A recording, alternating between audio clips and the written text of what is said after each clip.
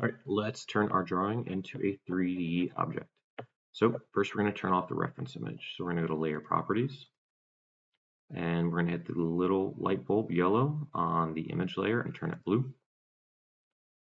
And we'll close Layer Properties so we can see the reference image is turned off.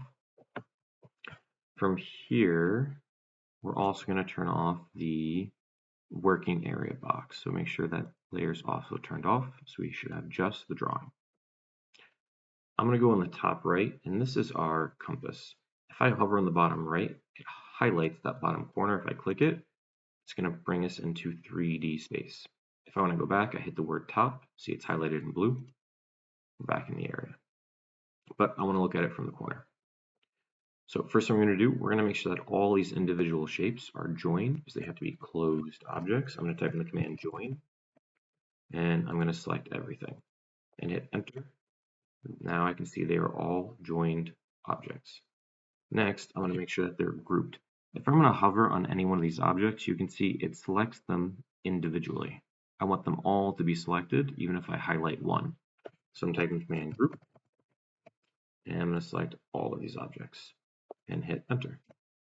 So now if I hover over just the edge, everything lights up, everything will be selected.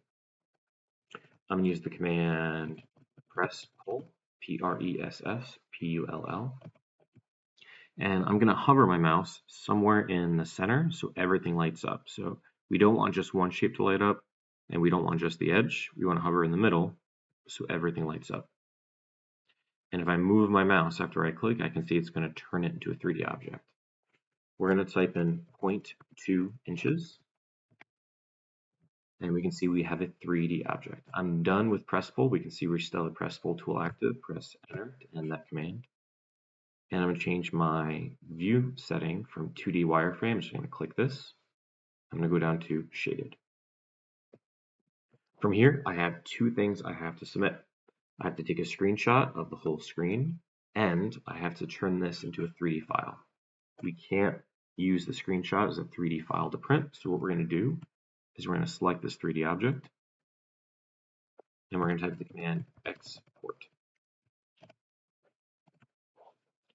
From here, we're going to make sure that we go down to lithography.stl. That's the file type that we need, and we're going to hit save.